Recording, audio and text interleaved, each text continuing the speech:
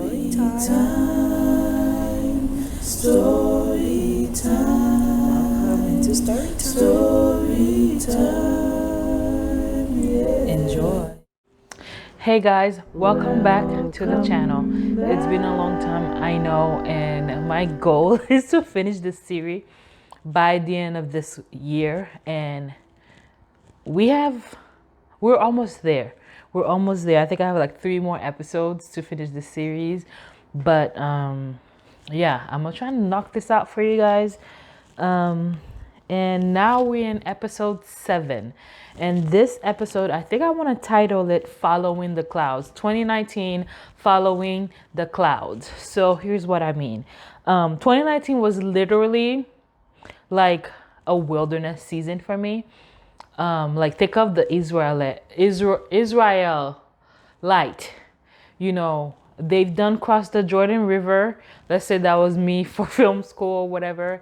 And now they're in the wilderness and they're supposed to be there for a certain amount of time. And they end up being there way longer than expected. And they're pitching their tent at one place and they're crossing, heading to the promised land. That's what I mean by wilderness season for me. So and you guys know in that scripture, God, the way God led them is like pillar of fire by night and cloud by day. So that's what I mean, like following the clouds, because their time they had to pitch their tent for a couple months. Their time it's like for one day. Their time it was like for 1 week. But whenever the cloud moved, they had to move, and that's what it was for me. Okay, but before we get there, we're gonna recap. So I worked at Tyler Perry Studios. And I regretted the opportunity for the simple fact that I spent most of my time there shrinking and feeling less than. And I feel like had I gone there and put my I'm here to learn mindset on, I would have done better with the opportunity and learn more and etc. etc. But you know what? At the end of last episode, we came to the realization, hey, I wasn't even there for what I thought I was there for. I was there because God wanted to strengthen my faith and wanted to inspire me and wanted to show me what he can do with little by what he did for Tyler Perry Studios. So if he could do that for him, he could do that for me too. So now we left, the last episode with, I was finished with Tyler Perry Studios, and I was heading back home. I went back home. It was end of 2018. There was an event that I think I was in charge of. Oh, I'm Ashy. There was an event I was in charge of, did that, and the year is wrapping up, and I am literally anxious to go back. I felt like I remember listening to a sermon and saddened by the fact that the internship was ending, and I didn't know how to move forward because I really wanted to stay at Tyler Perry Studios, and feeling like the sermon was saying I was going to go back. Now, I translated that as going back to Tyler Perry Studios versus going back to Georgia. But, I'm learning God's voice and I'm learning what he says. Anyway, so I go home end of 2018 and I'm there, but I don't want to be there. I don't want to be there. And I'm praying all the time. And I'm like, okay, God, when am I going back? When am I going back? When I'm going back? When I'm going back? When am I going back? Like a broken record, just praying. And y'all should know by this point, I was like starting to pay attention to not really. I was getting like weird dreams, whatever, right? So I had this dream 3 times. It felt like it was the same dream continuing. I don't remember all the details of the dream, but this is what I remember. It started with being at a house I didn't know. And there was a backyard. There was a tombstone in the backyard. I don't remember whose name was it. There was a swing in the backyard. The backyard had like a broken door, like fence, and the fence saw to like these sands. And the sand, I would go, but then I would always look back afraid that people would be mad that I left. And I think that was the first night I had the dream, and I was so confused. I tried to remember what the tombstone said. I tried to Google the name if it meant anything because it just felt so important when I woke up from the dream. Then I think the next night it felt like I was the same house. I was in the backyard again. Um, and then I went around the front of the house, went up the stairs, saw a friend of mine, we talked, and I can't remember what else happened. And I think the next day I had the same dream, same house, except this time I'm inside the house. It felt like it was what is that, like a wake being done in the house, like somebody's death and there's people coming and whatever. And there was the picture of the person who died on the wall, and the spouse was there. And then I went, and I guess I was trying to serve them something. I was in the house serving them, and I was serving the guy something. He was tall, light skinned, and there was a big light in there that looked like they were shooting a film in there, like shooting lights, like filmmaking lights. And then I guess I was trying to tell him something, and then he said something to me that wasn't very nice. Like he had like a what's the word, like a don't talk to me type of attitude. And then I think I remember going to like in like, let's say, a family room that looks out to the outside, and I went there, and one of my friends were there, and we're talking, and then she was holding a baby. Then she gave me the baby, and the baby's arm was broken, and I think in the dream it was like my godson. And then I saw outside, and I wanted to go outside, but when I got outside this time, it was like where I was standing, I could see the backyard, but I was seeing over the fence to the left, past the sand that I saw in the very first time. And there was like this nice walk path. There was beautiful blue water on both sides of it. And then there was like way past the sand, way past the fence, gorgeous, nice houses. And it was a lot of them. And I really wanted to go there. But then it was a little bit windy and cool outside. And because I was holding the baby, I didn't want the baby to be sick, I went back inside, but I was really sad about that. Then I woke up. So it was like 3 back to back. And it's like, okay, I've never had anything like this happen where it feels like you have the same dream, but every day it's a continuing of the dream. And I had no idea what it meant.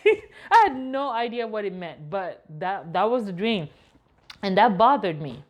Anyway, so I'm still praying. I'm trying to understand this dream by this point. I'm still praying. I'm like, God, when am I going to go back? Then I went to the bank. I don't remember why I went to the bank. And one of the teller, I think it was a teller, or one of the people at the bank, whatever, came to ask me, can she help me with something? I guess I explained to her what I was trying to do. Excuse me, I just burped. And I don't know, why did we get into the conversation of Tyler Perry Studios going back, wanting to go back, but not knowing how. And then she said this, and she says this very, very confidently, that you're gonna go back. Watch, next time I see you. Mind you, I've never met the woman. I don't know who she is, and I typically don't go to that branch. But she was like, next time I see you, you're gonna be like, I went back by the 1st or the 5th. She said, watch, believe me, watch. And I said, okay. And then anyways, I don't know the lady, so, whatever. I left that there. But then days were coming, and I kept thinking of what she said. But that's very strange. Why was she so confident about that? And why is she saying by the time I see you, like I know her, like I'm probably never going to see her again? And why did she pick, by the 1st and the 5th of the new year? That's so strange. So I'm getting anxious. I'm like, okay, maybe this is like God who told her to say this to me, and this is when I need to leave back by. So I'm starting to get anxious. Like, I need to go back to Georgia because I know God said I was gonna go back, and I met this lady, and she's like practically prophesied to me that I'm gonna like go back, but like I had to go back. You guys, like, though my faith is so weird. Anyways, so I don't remember all of that happened, but I do know one of these days I was home. It was a Saturday. It was like the year was wrapping up, and I was home, and a girlfriend of mine, a friend that's a girl, called, and she was just checking on me. And she was, I was thinking about you all day, blah blah blah. And we just started talking. I was telling her, what was going on, and she was like, I know somebody who lives in Georgia, and she was like, and they have a house, they live alone because they just lost their spouse, and yeah, I'm pretty sure I'm gonna call them up and I will let them know, and maybe they won't be able to like host you like right now, but probably by this time. And I was like, oh my gosh, that was exactly just in time for me to be there by the 5th. So she called the person, and she calls me back, I think like the next day, and was like, yeah, you clear to go? And he was like, what? Just like that. And I couldn't get over the fact that it's somebody who had just lost their spouse, because in the dream, the house on the very last day, I knew it was awake and the person had lost a spouse. And their picture was on the wall. And I remember the guy being, the house owner being tall and big and light skinned. So, yeah, so I pack up my stuff and I'm like, okay, well, I guess I'm going back to Georgia. So by this point, I had already been living in Georgia because I was in school for a little over a year already. So it wasn't new that I was going back. It wasn't no, nothing. It was like, yeah, I'm going back to Georgia. So nobody asked me where I was going to stay, none of that. I think they just assumed that I was going to go back to where I was. I didn't tell nobody either. So anyways, I went. The homeowner picked me up, and they look like the person in my dream. And we went, and there was a misunderstanding of like how long I was staying. I guess it was based on what my friend said and what rent would be like. And I'm there, but then realized I was like in a different city far away from Tyler Perry Studio. So I'm like, okay, maybe I just need to get here, work, and eventually, that will happen. So I'm there and applying for jobs, and I'm not getting anything, and everything is so far, and I don't have a car, and it's just like, what? So I'm there for like 2 months, and it was very uncomfortable because I didn't have a job, and the misunderstanding of like how rent and things like that would work created like a weird tension that just made me feel really uncomfortable, and a lot of pressure. And it was just like it was just like this weird, I just want to shrink and hide feeling that I don't want to see anybody type of feeling. And I couldn't stay there for too long because eventually, and then it was around tax time, and I was okay, if I could get my tax, I'll be fine. But then the guy who was applying for my tax, forgot, and he didn't do it, and I got my tax super late. And it just like, and the homeowner was just charging me like, he was putting like fees every day I was late. So I ended up having to pay way more than eventually we discussed, although that's not what was the discussion when I first moved there. But also that's where Butterfly Story was born. Because when I was living there, I moved there in January, and on February, I just had this idea that, especially when I was in school, every time I would meet somebody, they would tell me the stories about their life. And it's always a faith story of something crazy that they did by faith and how God took them from point A to point B. And obviously I was still walking that out. So I guess a part of me wanted to hear those stories and showcase them. So I decided I was going to create what's called Butterfly Story. I got the butterfly idea from when I was home between Tyler Perry Studios and moving back in January of 2019, where I was thinking of the butterfly effect, where A butterfly is in a cocoon for a certain amount of time, and that's where they build everything that they need to have their wings. And when it's time for them to get out of their cocoon, they have wings and they can fly. So it's a transitional phase. Around that time, I had also felt led to make a devotion to kind of like a commitment decision to the process of becoming a butterfly. And around that time, I decided to get me like a butterfly ring as a way to tell myself that I was committed to me. So when February, I felt the need to share those stories, find people to share those stories. I started Butterfly Story. And because it was in February when that idea came, I decided maybe I should do a love story where someone. No. So I had met one of my Uber driver when I was in school, and she was telling me how she was dating someone and she left them. They were engaged and she had to leave because that person was toxic for them, but she loved them, and and how that brought her to finding herself, etc. And then so I thought of her for the story. So I reached out to her. Somehow we exchanged Instagram and reached out to her. And then we talked about it and I told her what I was trying to do. Then I think she asked me like, okay, are you a Christian? I was like, yeah. I thought you were because we talked about God. She was like, well, the reason why I asked that is because she mentioned that the person that she was referring to was a female.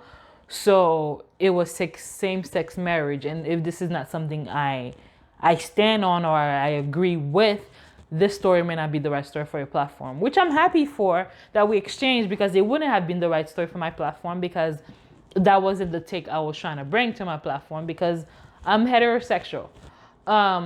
So I was like, man, I guess I won't be able to have this story by Valentine's to do it. And then a friend of mine who knew I wanted to do this was on the platform that showed that someone posted the same exact story, except it's a heterosexual Christian story. And she told me about it. She tagged me on it. I reached out to the girl and she agreed to do the story. I will see if I could get the link to that. And that's how Butterfly Story was born. And I think I did she had a 2 or 3 episode. And I think I found somebody else who had a 2 episode. And anyways, Butterfly Story started in February, end of February, I think. And while focusing on that and getting those stories prepared and getting on Instagram Live and doing those interviews and putting those stories out there, which was a pretty cool thing. I was getting the pressure of this guy and where I was staying and not knowing if I could stay here longer, and deciding I'm not gonna stay here. So whatever, when I finally got my little tax money, whatever money I had, I just I'm leaving. So I left and went to an Airbnb. I went to an Airbnb.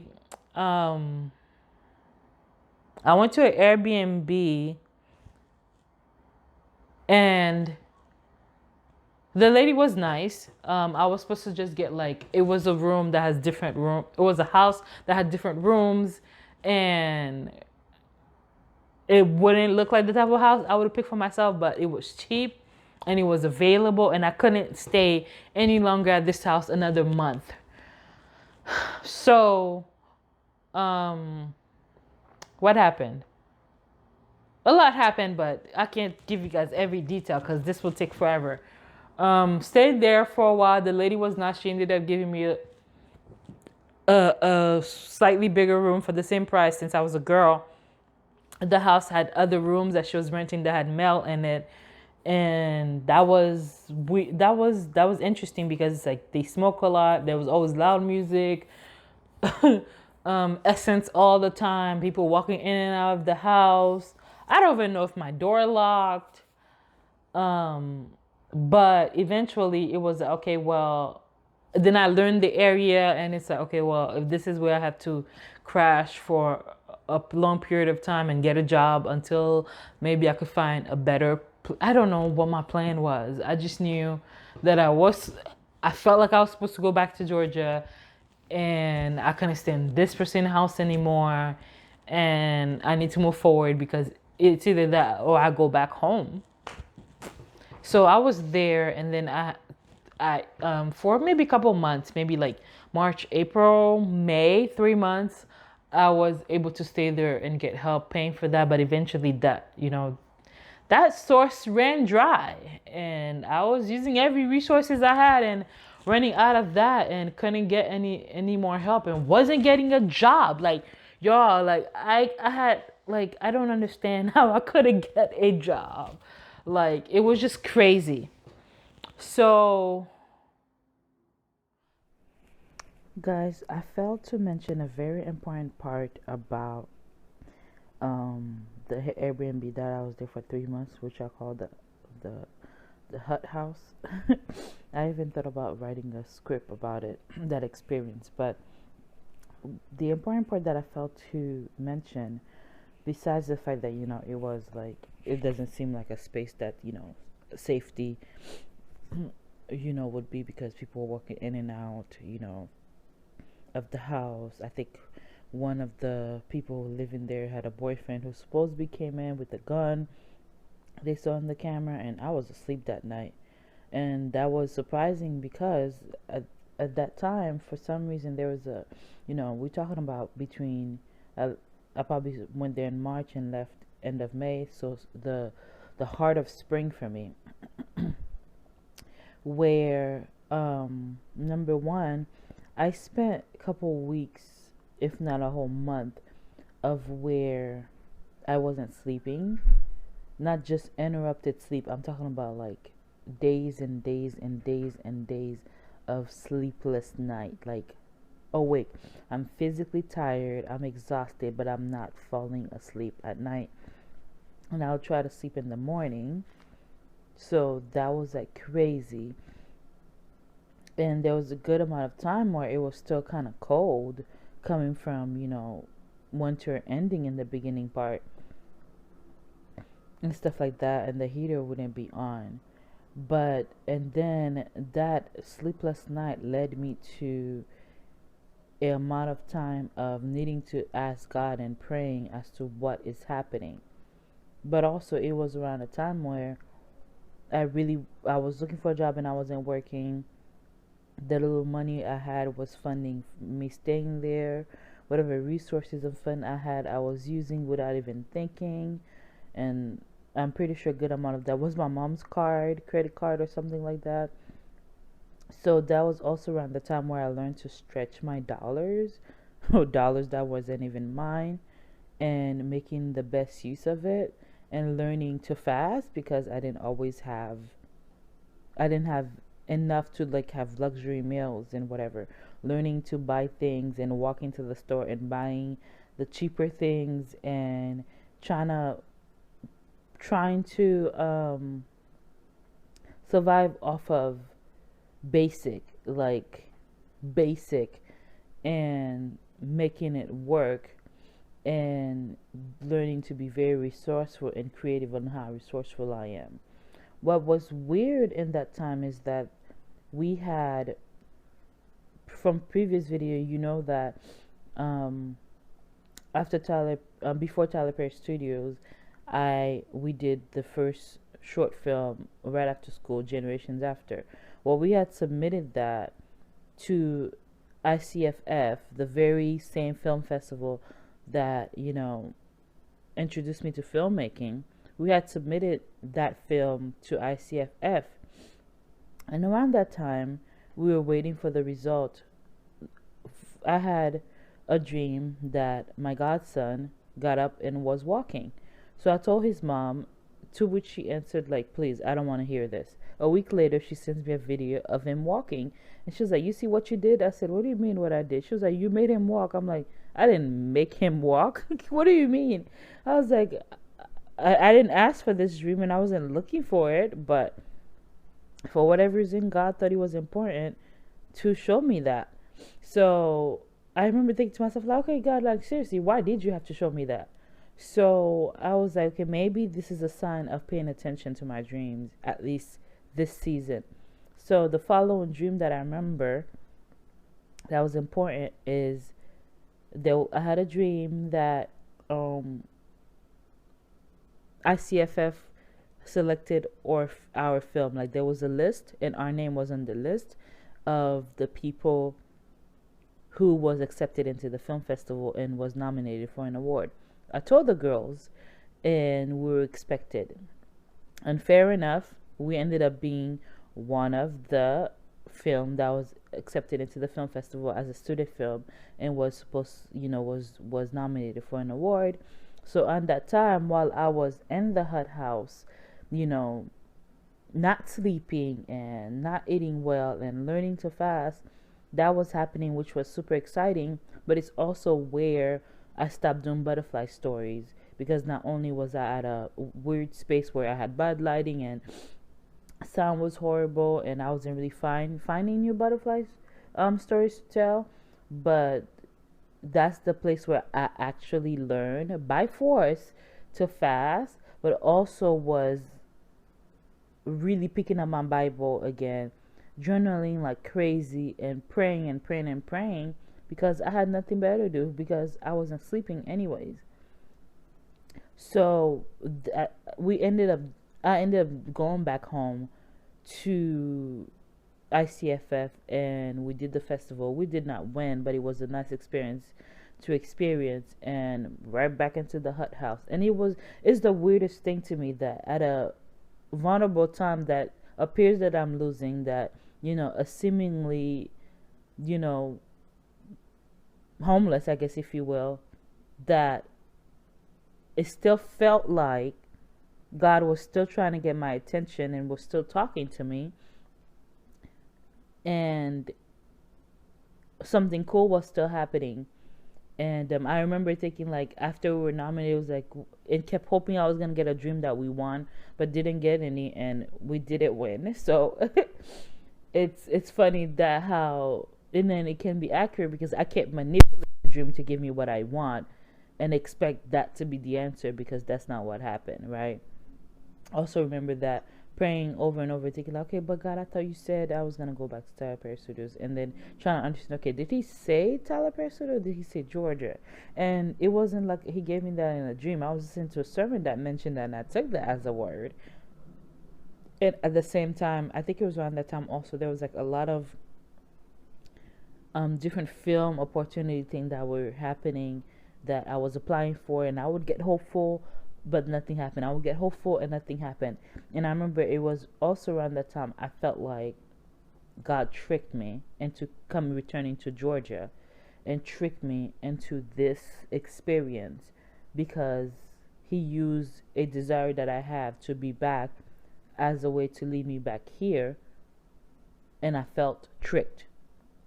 And I didn't know what other feeling to apply regarding that.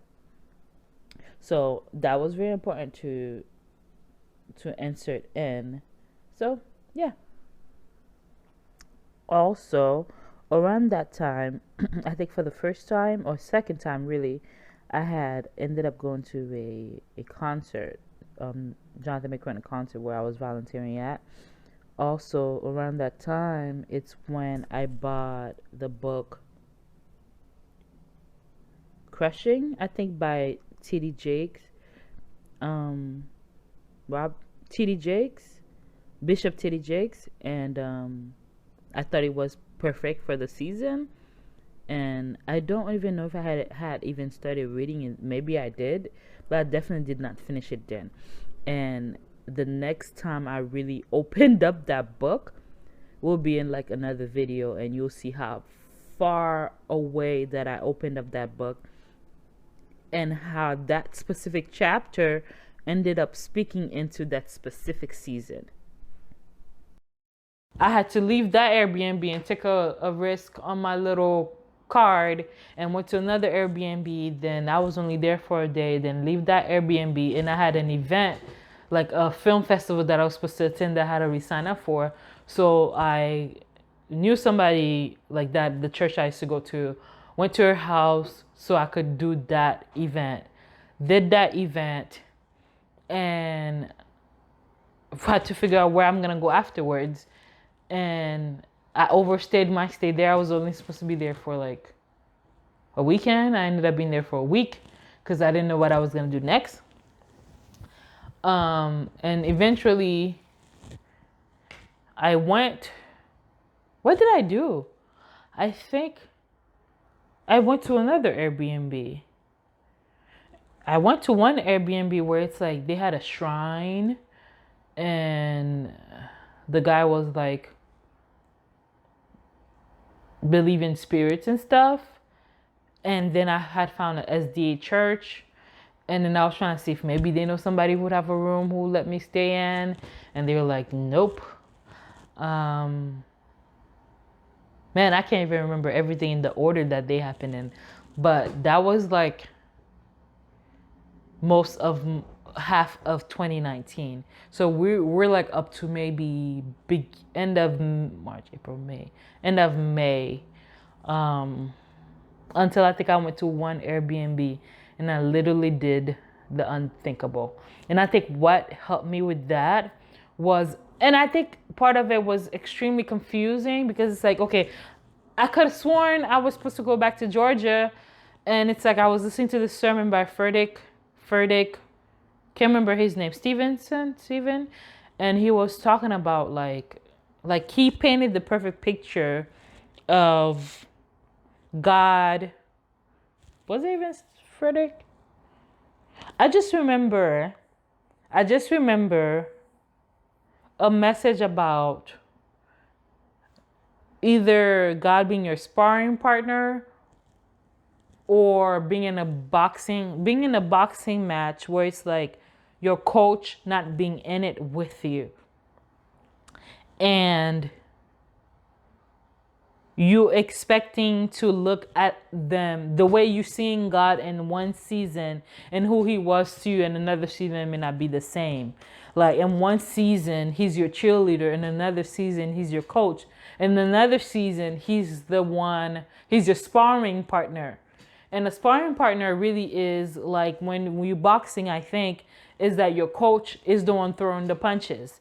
They throw the right punches not to harm you, but to teach you how to learn to duck and to take a hit and knowing how to get back again, and etc., etc. So, and I remember that clicking in my head, feeling like, God, I felt like you told me to do this, but why is it like I feel like you're not here and I'm looking for it to cheer me on, but I can't see you? And it click, it's like, because he's the one throwing the punches. And it's like, why are you throwing the punches? Because I'm training you to learn to take a hit and keep it licking, but also hitting you the right spot or hitting you the right way to teach you to practically fight, practically fight and win.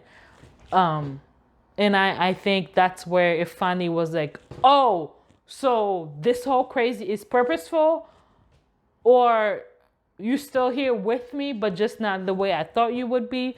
And that's when it's like, okay, well, I think I know what to do. So I think my friend's house was the last house before I went to one last Airbnb and came up with strategy. And that I will tell you guys in the next video. Thanks for watching. See you in the next video. Deuces. Thank you for watching. And don't forget to Like, comment, subscribe. Make sure you put your bell notification on. And don't you forget to share with everybody. Bye.